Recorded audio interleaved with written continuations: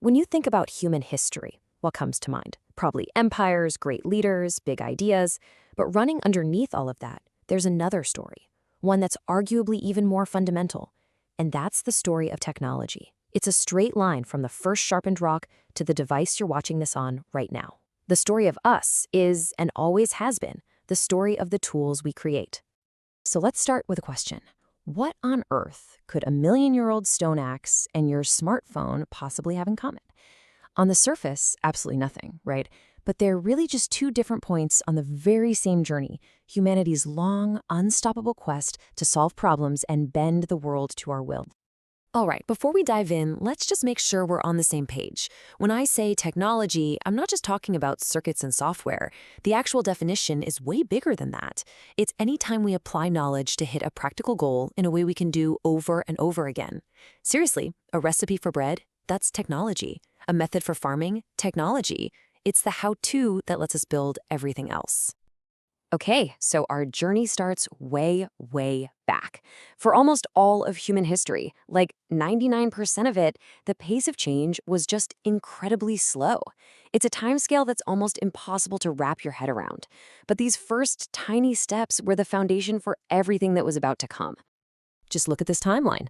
This isn't just a list of greatest hits. It's a story about speed. We start with controlling fire 1.5 million years ago. Then, a million years later, we get the wheel.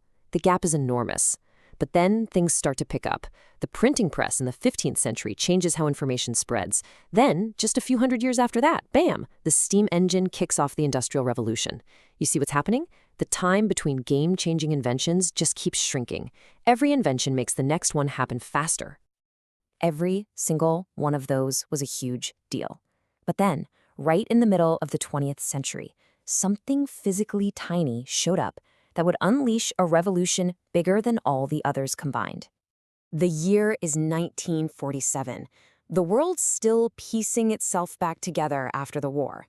And in a quiet lab at Bell Labs, 3 scientists invent a little device that will become the absolute bedrock of our modern world. This right here is the birth of the information age. So what is this little miracle device? It's the transistor. And at its heart, it's just a switch. A really, really tiny switch with no moving parts. It can be on or off, representing a 1 or a 0. The binary language of computers.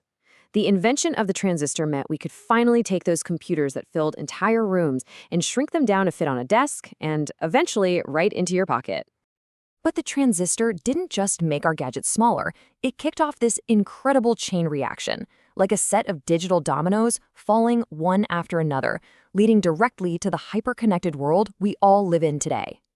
And you can see exactly how this domino effect played out. The transistor makes it possible to build the integrated circuit. That's putting millions of those little switches onto one tiny chip. Those chips gave us the power for the personal computer, putting that digital muscle in our homes. And once everybody had a computer, what was the next logical step? Connecting them all together. And that gave us the internet, all from one tiny, simple switch. But, of course, this incredible explosion of progress, it hasn't been a simple, happy story. There's always a cost. Every powerful tool has a downside, and the technologies of the information age are maybe the most powerful tools humanity has ever dreamed up. This is the great paradox of our time, isn't it? For every amazing benefit, we're more connected, we're living longer, we have more prosperity. There is a matching challenge. Our devices gobble up resources. Our connected world is a breeding ground for disinformation. And every advance in automation makes us worry about the future of jobs. And you know what? This worry is nothing new. Check out this quote from President Lyndon B. Johnson. This is from 1964, long before most of us had even heard of the internet. Even then, he understood that progress has a price and that we have a responsibility to make sure that price isn't too high for some people. That debate has only gotten more intense in the decades since. And to get a sense of the sheer scale of this change, look at these numbers.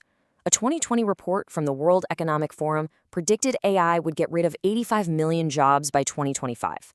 Now that's the scary headline, but here's the other side of the coin. It's also predicted to create 97 million new jobs. So the real challenge isn't that there will be no work, it's that we're facing this massive, super fast transition in the kinds of skills we're all going to need. this disruption is forcing us to ask some incredibly difficult moral questions. It's not just, can we do this anymore? Now it's, wait a minute, should we do this?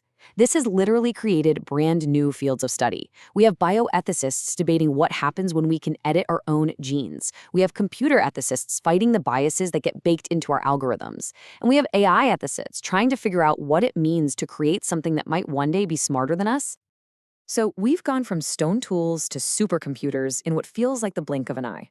But believe me, this story is far from over.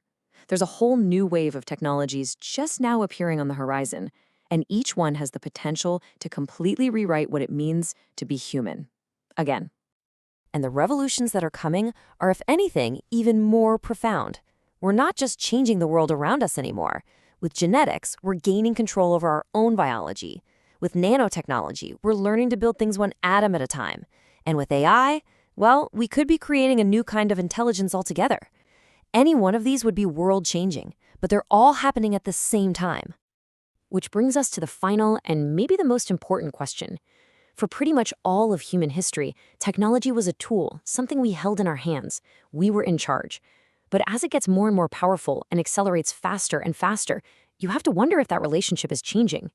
So the question we have to ask ourselves is this: are we still the ones writing the story? Or has our technology gotten so powerful that it's started writing the next chapter for us?